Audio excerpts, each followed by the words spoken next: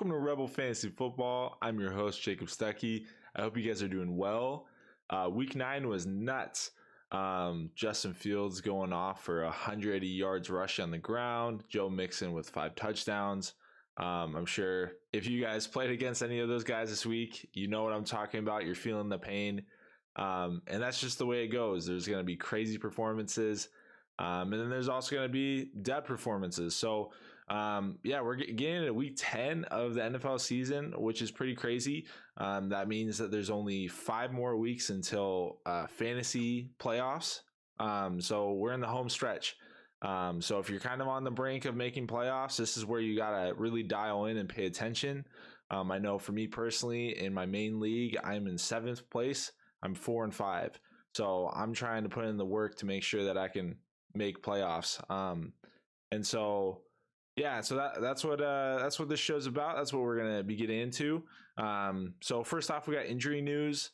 Not a whole lot of injury news, which is good, but there are some small injuries that have big implications. So first one being Josh Allen. It sounds like he is good, but he's still being evaluated. He does have an elbow injury, and so they're testing him, evaluating him, seeing if it is a damage to a ligament in his elbow, as well as related nerves, it sounds like. So we don't have a ton of information right now. Hopefully, probably today, on Tuesday, we'll know more. I would suspect that he will play. I have a hard time believing that he's going to miss playing. I mean, if you look at Matthew Stafford, he's played the whole season and he's had a nagging elbow injury. So I know this is fresh and this could be a totally different injury. But I have a hard time believing that Josh Allen's going to miss this game, but it could somehow affect his performance. We just kind of have to wait to see. Couple other injuries, guys that were have been injured but are coming back. David Njoku on the Browns. Sounds like he is planning on play on Sunday against the Dolphins, so that's really good news. He was doing really well at the tight end position before he got hurt, so if you have him on your IR spot, then that's great news. I think he's going to be a good guy to play for the rest of the season. Ezekiel Elliott, this one's a little murky. He's still dealing with a knee injury. He didn't practice yesterday because of that, but we don't know if he is going to be held out again this week. So keep an eye on him. If he does get held out, if you have Tony Pollard, that's great news, because that's probably going to make you pretty happy. But I think he still has a chance to play. We just kind of have to wait to see. Romeo Doubs on the Packers. This was a bummer. He's diagnosed with a high ankle sprain, and he's probably going to be sidelined 4 to 6 weeks. So definitely a huge bummer for that team. He was playing pretty well in week 8. And then week 9, obviously he got hurt. So that was a huge bummer. I think this is good news for Allen Lazard. If you have Allen Lazard, you're going to continue playing him and feel pretty good about it as long as he stays healthy. In regard to the other guys on this team, I think it's still a little iffy. Maybe you play Tanyan. You're probably not going to want to play Amari Rodgers. So really the only guy now on this team that I would probably play in that receiving core is Lazard. But definitely a big bummer to that team. Jonathan Taylor, he's still dealing with a injury, and he missed last week, and so we're gonna kind of have to wait to see how he does this week. They have a new head coach in Jeff Saturday. Frank Reich got fired, so you're still probably gonna play him if he's healthy, but the problem is he hasn't been, and so if he does somehow stay active for Sunday's game, you're gonna kind of be in a pickle. It's really hard to bench a guy whose name is Jonathan Taylor just because he's been so explosive the last couple of years. So keep an eye on him. I think they may continue to play it safe with him. Like, they're in a losing season. I don't think they're going to rush him back. And so if he is still dealing with a mild to even serious injury, they're going to probably continue to hold him out. So just kind of keep watching him and see what happens this week. Darren Waller was held out again, which is really annoying because he is always hurt. And so I think he got pretty close to playing, it seemed like, for this Sunday.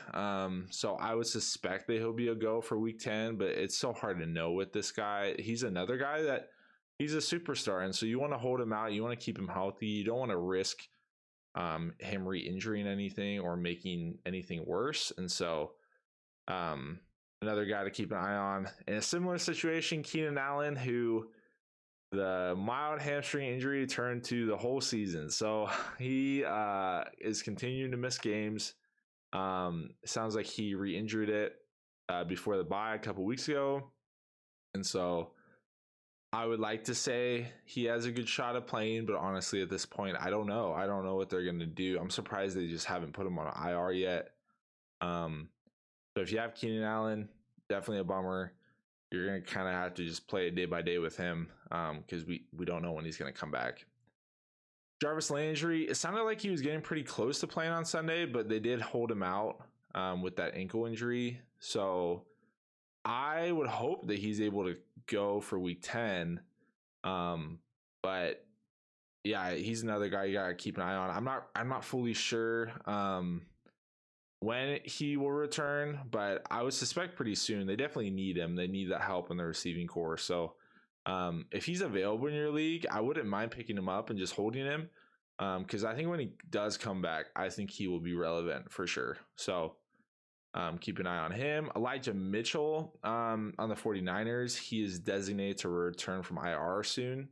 Well, he's designated now, but in regards to when he will return, when they will make that move, has yet to be seen. They'll probably do it this week, right before the game, kind of like what they did with Gus Edwards a couple weeks ago. So this guy, if he's available in your league, if somehow no one's rostering him in their IR spot, definitely pick him up. Even if he doesn't get as much playing time as he was going to at the beginning of the season, I still think he's a really good guy to have on your team. Even if he is just a change of pace back to Christian McCaffrey, with how injury prone McCaffrey is, I think Mitchell has proven that when he gets the backfield, he's a really good back. So I think he's a good guy to at least have on your team as insurance in case anything were to happen to Christian McCaffrey. All right. Talking about waiver wire targets. So kind of as we're getting into the home stretch of the fantasy football season, there's not really a ton of guys where it's like, and I know I've said this before, there's certain weeks where there's not really a ton of guys where it's like they have the majority of the opportunities, especially for running backs. Those normally happen early on in the season where you'll have guys they'll be really good pickups. So like last year, Cordero Patterson, like he was a waiver wire target in like week 2 and he ended up finishing, I think, in the top 10 for running backs. And so it's hard to find a guy like that on the waiver wire late in the season. So a lot of these guys that we're talking about are not guys like that. But I think they still have an opportunity before them. And I think they can definitely still be a good pickup and at least have on your bench to where if anything were to happen, then I think they would have a really good opportunity. But their current opportunity isn't going to be as good as some of those previous pickups early on in the season. But first guy I want to talk about for running back waiver wire targets is Jerick McKinnon on the Chiefs. He's an interesting guy because he doesn't get a ton of carries. This week he got 3 carries. Last week, week 7 before their bye, he had 2 carries. The week before that, he had 2 carries. So you're like, why would I want to pick up a guy that gets 3 to 2 carries and he's a running back? But so I get that because I would also agree. I don't really want to pick up a guy who only gets 2 carries, but he gets a lot of targets. This week he had 8 targets, 6 receptions for 40 yards. So he finished with 10 points for full PPR, which beat his projection of 7 points. And honestly, he performed better than some of the other running backs that he probably played. Yeah, in the previous weeks, he had 3 targets, and that seems to be kind of his average. So I don't mind picking him up. He would be the guy that I would keep an eye on because that backfield right now is so gross. Like, you don't want to play Clyde Edwards. You don't really even want to play Isaiah. And I think I want the guy that's able to get the targets, because I think for full PPR, especially with that backfield, that's the guy you're going to want to get. And so McKinnon has showed in years past with the Vikings and other teams that he's bounced around on that he does have explosiveness. I don't think he's going to get the volume. I don't think they're going to necessarily say, okay, McKinnon, you're the guy. But I do think he's a running back where if he continues to get targets like that, and if they somehow use him at the goal line, I think he could be a good pickup. And so I wouldn't mind just picking him up, holding him, seeing how that backfield translates. If you look at their next several matchups, they have Jacksonville, Chargers, Rams, Bengals, Broncos. So I think this week for week 10 against the Jaguars is going to be a real testament to what his future is going forward. If he continues to do well and continues to get targets and performs well against them, I wouldn't mind flexing him.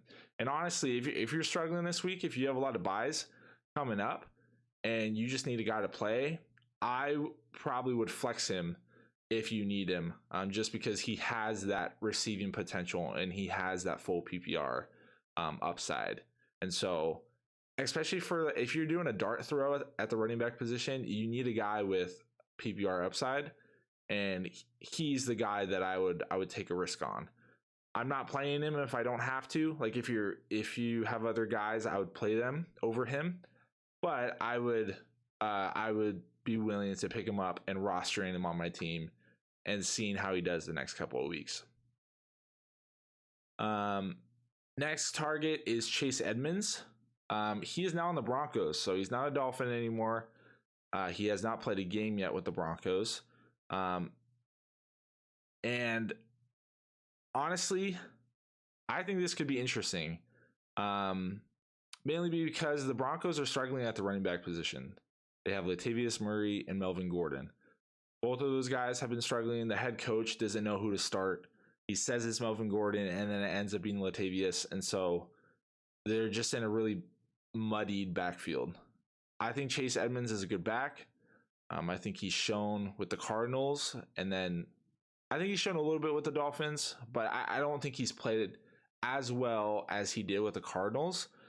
But I think he is a very capable back, and I think if he shows any sign of explosiveness, which is clearly what they're missing right now at that position, Melvin Gordon doesn't have it, Latavius doesn't have it, I think that they could easily say, all right, Chase Edmonds, you're the guy.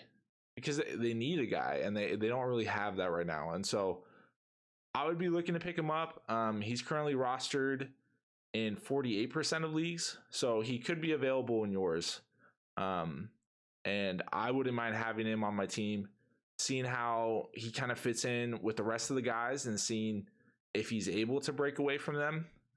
He's going to be a hard guy to trust for week 10 against the Tennessee Titans, but I wouldn't mind holding him, having him on my bench for week 10, and then if he does well, seeing how he does the rest of the weeks and possibly playing him. He's got Raiders, Panthers, Ravens, and Chiefs after the Titans.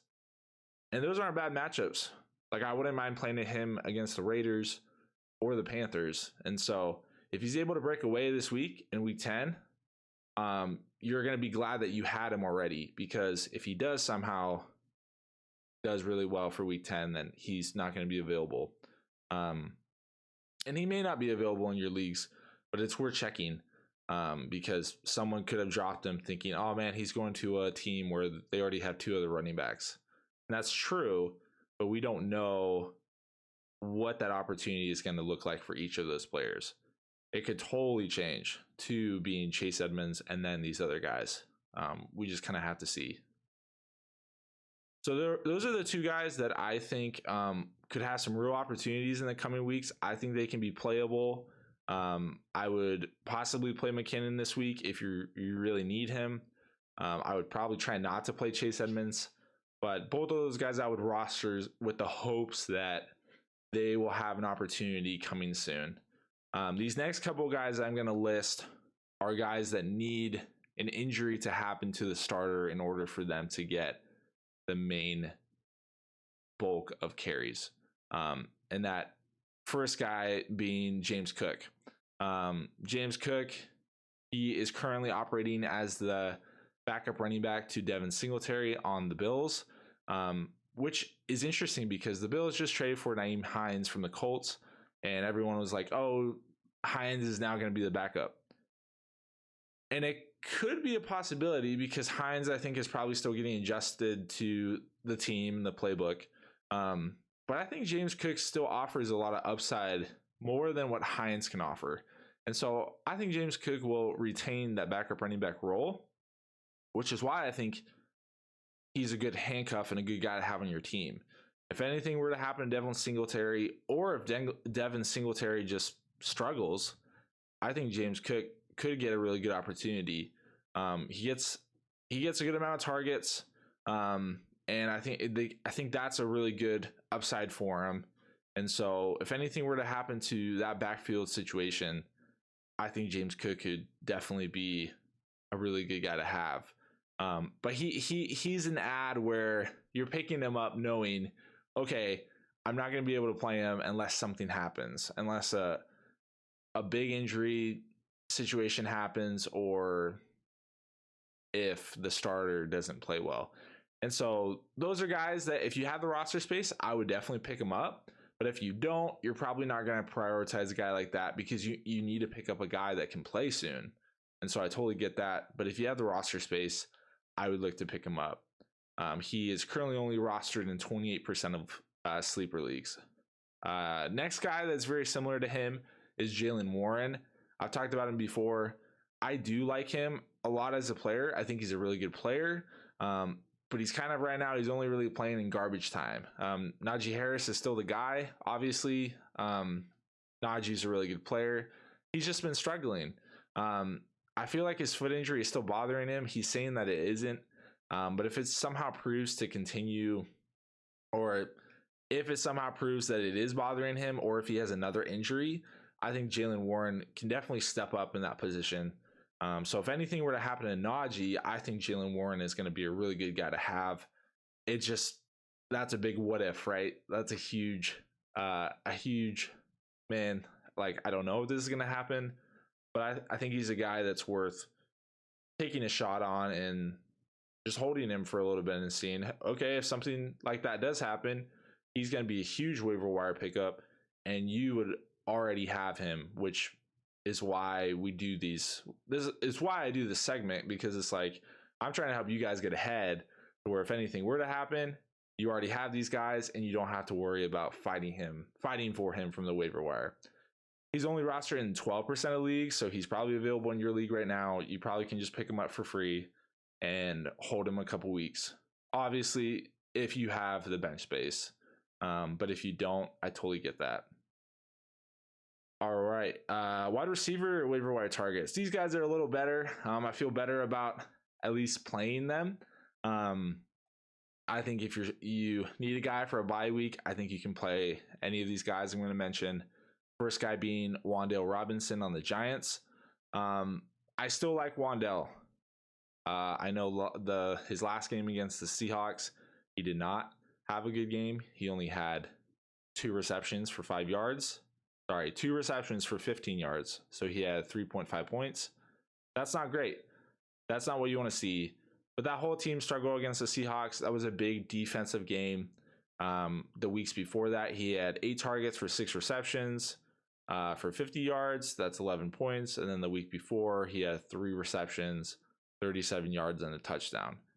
The Giants need help. They traded away Kadarius Toney, and they currently only really have Wan'Dale and Slayton. So they need guys. I think Wan'Dale is explosive. I think he's a really good rookie that can really help out Daniel Jones. And if you look at their next several matchups, they have good matchups. They play the Houston Texans this week, and then they play the Lions, and then they play the Cowboys and the Commanders. So I probably wouldn't play them against the Cowboys. I think Cowboys have a good defense, but Texans, Lions, Commanders, yeah. Like if you're struggling and if you need a guy to play for bye weeks, I wouldn't mind streaming him. I would probably see how he does in week 10 before I stream him in those other games. But I would at least pick him up. He's only rostered in 46% of leagues. So I think a lot of people probably dropped him after that Seahawks game. So I would still look to pick him up. If he's available in your league, I definitely would try to go for him because I think he could be a good stream. Another guy that's in a similar situation is Michael Gallup on the Cowboys. He had a good week for week 8. They had a bye last week, but he had 6 targets, 4 receptions for 49 yards, 8.9 points. So not amazing, obviously, but he's kind of proving that he's getting back. He's kind of getting back to himself. And I think Dak Prescott definitely will need him. They play Packers, Vikings, Giants, Colts, Texans coming up. So they have a really good stretch of games. I feel like that's a really favorable schedule. And I think for Gallup, I think he is a good receiver. He's just a little spotty. So he's not going to be the most consistent. They have CeeDee Lamb, Dalton Schultz. But I think he's still going to be a big target for Dak Prescott. And I think he's going to be a guy that you can stream. I would feel confident streaming him against the Packers and the Vikings. And especially with bye weeks. Like this is all kind of in the mindset of you probably have your starters probably have a bye. Or maybe you have injuries. And I think Gallup could prove to be a good fill to that hole. And so I wouldn't necessarily play him over other starters or stars, depending on who it is. But if you need a guy to play, I wouldn't mind streaming Gallup. My next wide receiver waiver wire target, who I feel like is a little bit more risky than those guys, but he's been performing better than those guys. And that's Terrace Marshall on the Panthers. This last week against the Bengals, he had 6 targets, 3 receptions for 53 yards and a touchdown, 14 points. Week before that, he had 9 targets, 4 receptions for 87 yards. So he's had really good 2 weeks in a row. They're playing the Falcons this week, and then they play the Ravens and the Broncos, and then they have a bye week. So I wouldn't mind playing him against the Falcons. That was the game that he had 9 targets for 4 receptions for 87 yards. I probably would play Wan'Dale and Michael Gallup before him, but if he is available and you need a guy to play and those other 2 guys aren't available, then I would go for it. He's only rostered in 12% of leagues, so he's definitely available in yours, most likely. And so, yeah, I would definitely take a look at him. He's playing well with PJ Walker. I believe PJ is supposed to play for week 10. I would keep an eye on when Baker's coming back, because when Baker comes back, I wouldn't play Marshall just because he hasn't shown chemistry with him quite yet. But yeah, I wouldn't mind streaming him for week 10 against the Falcons. It is at home, which is good for them. So he's my 3rd wide receiver waiver wire target. Next up for tight ends, my tight end targets, I'd be looking at Cole Kmet. He's risky. He's been risky this whole year, but his risk finally paid off this last week. So if you played him, I congratulate you because you're probably feeling pretty happy right now. He had 6 targets for 5 receptions for 41 yards and 2 touchdowns. He had 22 fantasy points, which is awesome. It's cool to see that from him. He was a guy that was highly touted coming into the season as a guy that could have a breakout year, and he started it off by having 0 points for 2 weeks. So he has not been playing well. A lot of that obviously is not him as a player, just the opportunity that he's had. That team has struggled. They had a really big week against the Dolphins. It was a high scoring game, and so that was a big reason why he had those points. He's a hard guy to trust, plain and simple. I don't know if I necessarily trust him, but the fact of the matter is the last 2 weeks he scored. He played the Cowboys in week 8 and he got a touchdown. And so if they're going to be looking at him at the goal line more, I'd be okay taking that risk because I think that means he has a lot of upside. And if you look at his matchups coming up, it's not bad. Week 10, he plays the Lions at home, and then week 11, he plays the Falcons, and then the Jets and the Packers. So he's a guy that could definitely have upside streaming potential. If you have tight ends on bye week this week, I know the Bengals are on bye, so if you have Hayden Hurst and he's on bye, then maybe take a look at Cole Kmet. I think he could be a good stream. It's just going to be risky. Like, you're not going to feel great about him just because he doesn't really get the volume. But if he gets 6 targets again, then I definitely would be playing him. But the last weeks before that, he's been getting 2 and 3 targets. So that's kind of a hard guy to trust. But he would be the guy I would take a look at. He had a really good week for week 9. And I think if he continues to do that, then I think everyone's going to want him. So he's another guy, try to get ahead of the curve and pick him up before he becomes super relevant. He's only rostered in 22% of leagues, so he probably is available in yours. So I would take a look. My next tight end waiver wire target is Noah Fant. He had a good game. He had 6 targets, 5 receptions for 96 yards. So that's almost 15 points. That's 14.6 points. And that's what we want to see from him. We want to see that volume. It's been difficult for him and that team because he's been splitting time with Will Dissly. And so going into the season with him being traded to Seattle, you were expecting and hoping that he was going to get these big volume games, like 96 yards. That's kind of what you expect from him. Like, he's a good receiver. He's a tight end, obviously, but he's a good tight end receiver. And so I hope they use him more like that. It's just a matter of, are they going to continue splitting it pretty even with him and Dissly? But I'm hoping that this performance shows that, hey, you got to actually like dedicate volume to Fant, because he's a good player. And so I wouldn't mind picking him up if you have the roster space. I don't know if you want to play him this week. They play the Buccaneers in Munich, Germany. And so I don't know if you want to risk that. But he's only rostered in 18% of leagues. So I wouldn't mind picking him up, seeing how he does for week 10. If you need to play him, I would say go for it. He does have a bye in week 11. So worst case, he doesn't play well in week 10 and you don't want to roster him, so you drop him. Which would be good, because if he doesn't have a good week, no one else is probably going to pick him up during the bye because they'll feel the same. But if he does have a good week, you'll probably want to keep him through the bye, because his matchups coming up are Raiders, Rams, Panthers, Niners, and I think those are good matchups for him. So, but he would be my second tight end waiver wire target. Again, the quarterbacks, guys, I would take a look at on the waiver wire. First one being Jared Goff. He's a guy that I talked about before. Everyone picks him up on the waiver wire and then everyone drops him because he has a bad week. I still think he's in a good position, especially with the matchups coming up. He's rostered in 49% of leagues, so he may be taken already, but you definitely can take a look in yours and see if he's available. But he's playing the Bears in week 10. And the Bears basically traded away all of their good defensive players. So whenever someone plays the Bears, I'm probably going to suggest picking up that guy to play against them, because I think it's a good matchup. But this last week against Green Bay, he did okay. He only had 15 points. It was kind of a gross game, so it wasn't a great opportunity for him.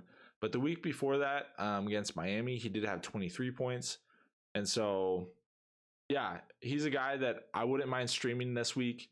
If you need a quarterback, if you have a quarterback on bye, or maybe you're dealing with an injury, I would take a look at him, because I think he still does provide a good streaming potential, especially with Amon-Ra St. Brown. I think they have a good chemistry and good connection. And so I think he could be a good play this week, especially against that bad Bears defense. Next guy I'd pick up is Jimmy G. Jimmy G, he is not flashy. He's kind of that nice gentleman that walks in the store, holds the door open for you, but he's not really going to do anything to catch your eye. He's not going to do anything fancy. He's not going to do anything crazy. He's just going to be that nice, modest gentleman. And that's kind of what we see from his fantasy performances. Uh, basically, week 4 to week 8, he has finished at 20 points. He's had 20 points, 22, 20, 23, 21. He's just that nice, modest gentleman. But that's not a bad thing, especially at a quarterback position where you can have a guy get you 30 points and then the next week he can get you 5. Jimmy G's consistent. And I think with Christian McCaffrey, he has a good ceiling. He has upside. Week 10, they play the Chargers, which the Chargers is currently they're a very injured defense. And so I wouldn't mind picking up Jimmy this week. I'll talk about him in a second in regards to playing him this week, but I wouldn't mind picking him up. He's only rostered in 39% of leagues. And so I think he could also be good for the future too. After this week, they play the Cardinals, the Saints, the Dolphins, and the Buccaneers. Now, there was a time a little early on in the season where you were kind of worried about the Saints defense and you were worried about the Buccaneers defense, but I'm not so much worried about them anymore. And they play all those guys at home. So I think his upcoming schedule isn't bad. And I think there'll be a couple games where he kind of throws off that modest gentleman a little bit and gets a little crazy. I think he definitely can have a good ceiling. But right now he's pretty consistent, and that's not a bad thing. So he would be the next quarterback I would pick up. Third guy is Marcus Mariota. He's 41% rostered. He had a bad week this last week. He had 7 points. Week before that, he had 30. So he's a guy that I was kind of referencing where you can have 30 points and then, now we got 5. And so reason why I would pick him up and possibly play him this week is because he's playing the same team that he got 30 points against 2 weeks ago, and that's the Panthers. I don't think he's going to have the same game. That's kind of a hard thing to replicate. But I think I like him against them because he ran over them. Like, he had 6 carries, 43 yards. I really like his rushing floor. I think that's really good for his position. And so if he is able to score against them again, I think he's going to be a good stream. In week 8 against them, he had 3 touchdowns. And he had 2 interceptions, so that's something to keep in mind. But he had 20 completions for 3 touchdowns and 253 yards. So he threw a lot against them, which is more than what he's done the rest of the season, because he kind of averages around like 140 passing yards, which isn't good. But I like him against the Panthers. I think the Panthers are struggling. I think both teams are kind of in similar positions. But I wouldn't mind streaming Mariota against the Panthers. I probably would play him third after these 3 guys. I would play Goff first, and then Jimmy G, and then Mariota. But I wouldn't mind picking him up, especially if you need a quarterback this week. All right, so that was our waiver wire segment. Next up, I want to do start and sits. So some guys that I would start this week that may not normally be started, or guys that may be on the fence. So I'm not going to just say, oh yeah, you should start Christian McCaffrey. No, like, I'm talking about guys that aren't necessarily starters, guys that are on the fringe of, you're probably even thinking to yourself, if you have them, you're like, should I start them or should I sit them this week? Those are the guys that I'm going to be talking about. So I got one guy from each position for starts, and then one guy from each position for sits. So I'm going to kind of explain my mindset, why I would start them or why I would sit them. And yeah, let's get into it. So first guy, we're going to talk about quarterback starts. Who would I start? And I just mentioned him. I just talked about him. But I do like him this week. And I think he can break away from that modest gentleman, but that's Jimmy G. I would definitely, if he's available, or maybe you already have him, but I would pick him up and I would play him this week. I like him against the Chargers. I like him with Christian McCaffrey. I think if you look at his last week in week 8 against the Rams, Christian McCaffrey had a passing touchdown. That's not going to happen I don't. I really hope that doesn't happen again this season. That shouldn't be happening. And so if you look at that opportunity, that was a touchdown that Jimmy G could have had, and that would have been 3 touchdowns for that week. So he has an opportunity to break away from that only having 2 touchdowns. I think he can get 3, and I think he can have a really big game. I think the Chargers, they're a very injured team right now, like I said, and I like him against that defense. He's playing at home. He's going to have momentum coming out of the bye. He's going to be healthy, and I think that team will just be clicking. I think they'll be firing on all cylinders. Debo should be back, hopefully, from resting up from that bye. And so I really like playing him this week. Even if you have another guy, I would maybe considering playing Jimmy over them, depending on who it is. If you look at last year, he had, year before that, he had a game where he had 3 touchdowns. Now that's not very often. He normally does average around that 2 touchdown, 1 touchdown kind of game. He doesn't always have those games where he has 30 points. Last year, he only had 1 game where he had 30 points. So I don't love his upside necessarily. Like, it's not proven, but I think it's there. I do think his upside's there, especially with Christian McCaffrey being on that team now. They have Christian McCaffrey, George Kittle, Brandon Ayuk, Debo Samuel. Like, those are weapons that I think, if as long as Jimmy plays consistent and is willing to throw the ball to those guys, like, I think any of those guys can score. It's just a matter of if Jimmy's going to get the opportunity in that play calling, because as we saw 2 weeks ago, they like doing crazy stuff with Christian McCaffrey throwing touchdown passes. So it's hard to know, but I do like Jimmy this week. Even if he only gets you 2 touchdowns, that's still a 20-point game. And so you're not going to hate that. You're not going to be mad with that. So I like his floor, and I do think he has ceiling with Christian McCaffrey and those other weapons being on that team. So he would be my quarterback start for this week. My running back start is James Conner. James Conner surprised me this last week. I was a little worried the fact that they kind of last minute said, all right, he's going to play this week, coming back from injury. He missed 3 games in a row. But he came back and he put up 11 points, which is pretty solid. That I'm not mad with that. First game coming back, he only had 7 carries, but I think that's something that will continue to improve as he continues to get healthier.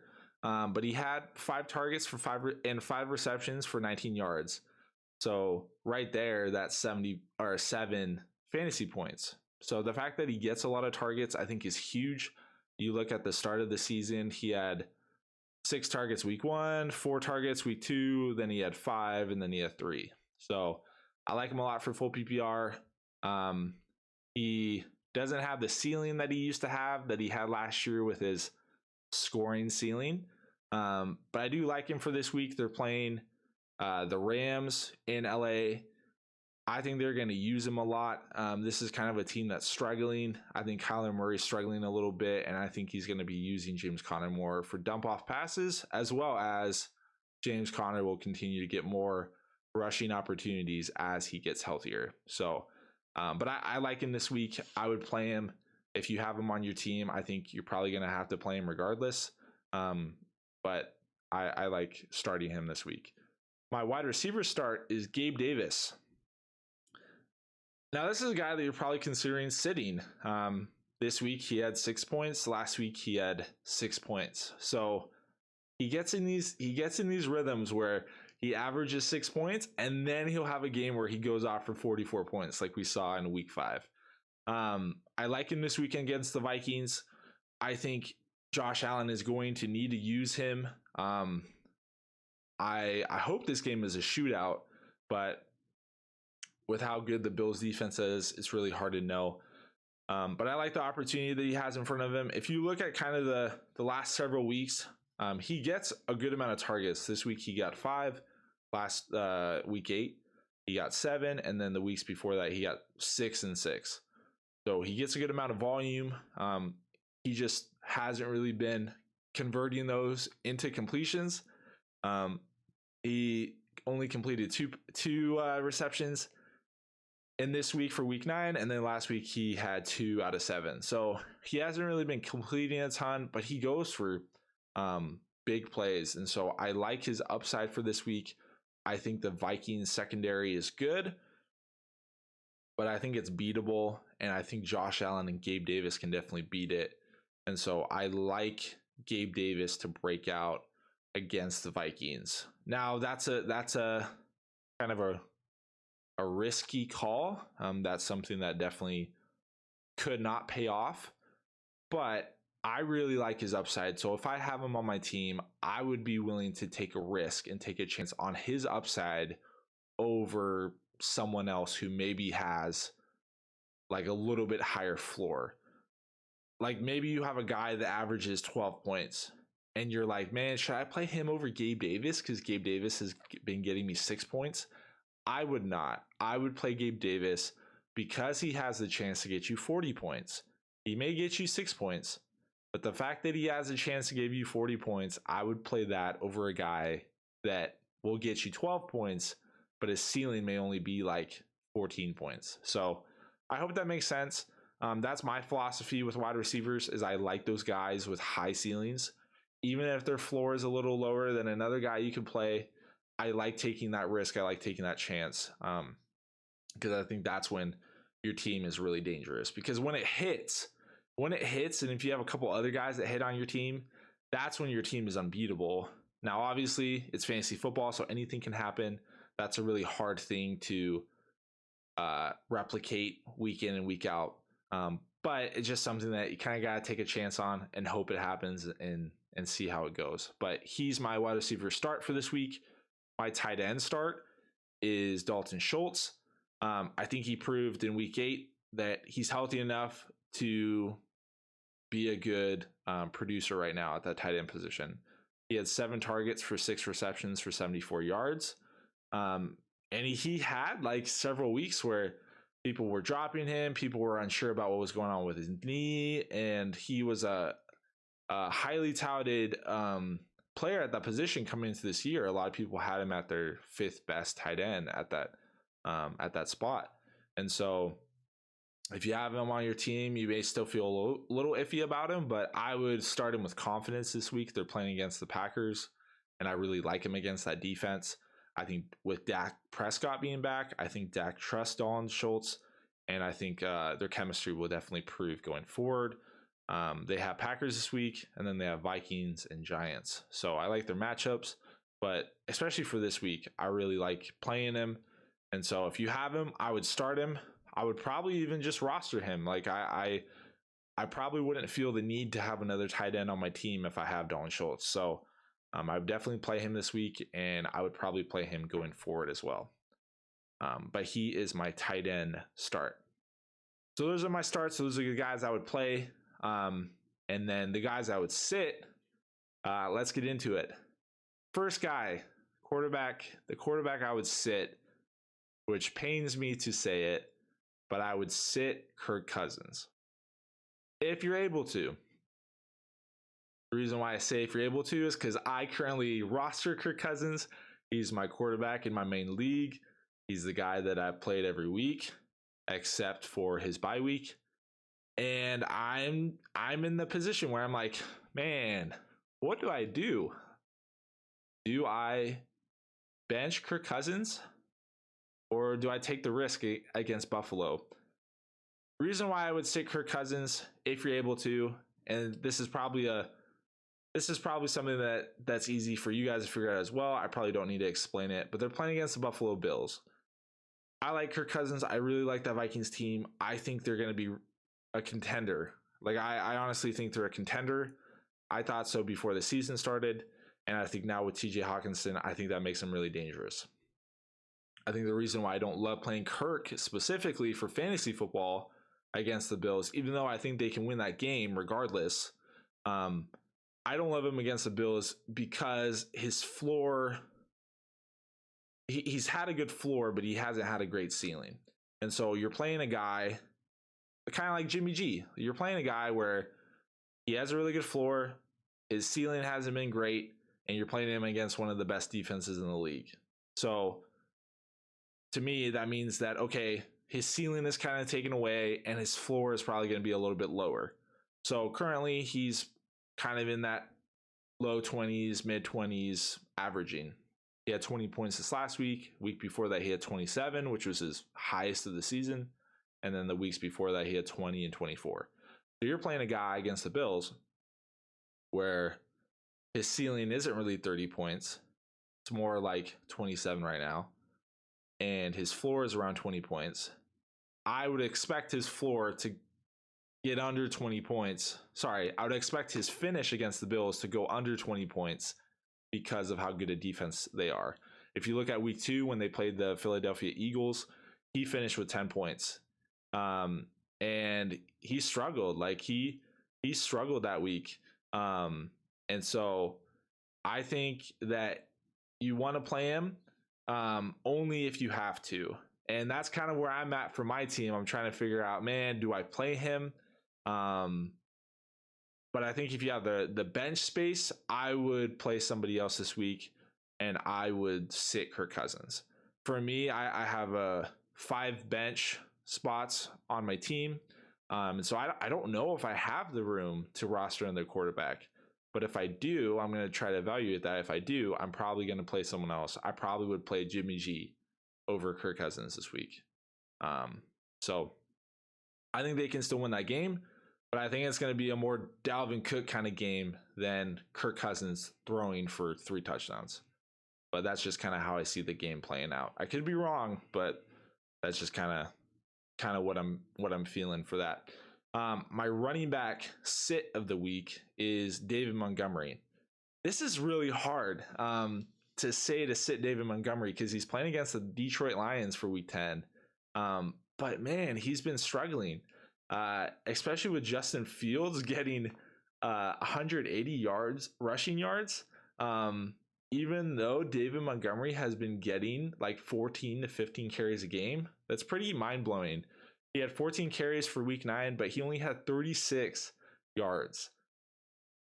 So it's really hard to sit a guy with that kind of volume, but I think I would. I don't think I would play him against the Lions this week. He has not performed well enough to say that he's going to perform moving forward. Week 9, he had 5 points. Week 8, he had 8 points. Week 7, he had 12 just because he had a touchdown. And then week 6, he had 9 points. So he's getting the volume and carries. He's getting the majority of the carries over Khalil Herbert, but he's just not executing with them. And so I probably wouldn't play him until he shows that he's able to actually utilize that volume. The coming weeks after the Lions, he has the Falcons, the Jets, and the Packers. So I don't mind his matchups coming moving forward. I just don't like him this week. If you have to play him this week, then you have to play him. But if you have other guys to play over him, I would sit David Montgomery. It's hard though. It's hard sitting a guy with that kind of volume. But that's what I would do for this week. My wide receiver sit of the week is Courtland Sutton. Man, his last 3 games have been really ugly. Week 8, he had 3 points. Week 7, he had 5 points. Week 6, he had 3 points. Week 7, he had 9 targets for 3 receptions for 23 yards. Now, I know that those were during weeks where Russell was injured and Russell was extremely struggling. But Jerry Jeudy has played a lot better the last couple of weeks. Russell has trusted Jerry Jeudy more for those big plays, and Courtland has just not been producing. I think Courtland will get back on track eventually. I think he will. I just don't think he will this week. They're playing at Tennessee, and I like that Tennessee defense. You saw against the Chiefs. I felt like they played pretty well against the Chiefs. There wasn't really a guy that blew them up necessarily. I think Courtland will eventually start getting more receptions, so I think his floor will become a little higher. But I don't like him for those big yardage plays because I think that's why they had Jeudy. That's where Jeudy comes in. And so Courtland, I think his floor will get better. I just don't like his ceiling. And so if his floor is struggling right now and his ceiling isn't there, then why would you play him? And so I wouldn't play him until his floor starts going up. And I don't see it happening this week against Tennessee. So he would be my wide receiver sit of the week. My tight end sit of the week is Robert Tonyan, which is a bummer because I think for a lot of people, he was their start of the week last week, and he didn't perform very well. They played the Lions, and he had 4 targets for 3 receptions for 29 yards. I think he'll start doing better because Romeo Doubs is hurt, and they're going to need him to do better if they're going to want to start even trying to win games. But I don't like him this week against the Cowboys. They play the Cowboys at home. I think the Cowboys have a good defense. I think they definitely can take away Tonyan. And I think Lazard is the main guy. Like, Rodgers is going to look for Lazard way more than he looks for Tonyan. Last couple of weeks, he's had 4 targets, 6 targets, and 4 targets. The week before that, he had 12 targets, which was his biggest week of the season. But he normally averages around 4 targets, so he's not necessarily getting like crazy volume because he's a tight end. But I wouldn't play him this week. If you have someone else, like I would possibly play Cole Kmet over Robert Tonyan this week. It's kind of how I feel. So if you have him, I would sit him this week. So yeah, those are my starts and sits. I hope those were helpful to you guys. Let me know down in the comments if there's any other guys that you're trying to figure out if you should start or sit. I would love to give my opinion on those. Let me know if you have any other questions about this week. I'm planning on doing a bonus trade target episode this week because the next week is the trade deadline. So we got to get ready for that. I know if you're in my similar position with Wrecker, you're probably thinking, man, how can I improve my team? So let me know if you have any questions about trading as well as waiver wire targets as well. So hope you guys liked the show. If you did, please leave a like and please subscribe. It would greatly mean a lot to me and definitely helps out the show. I would love to continue doing this. So hope you guys are having a good week, and we will see you next time.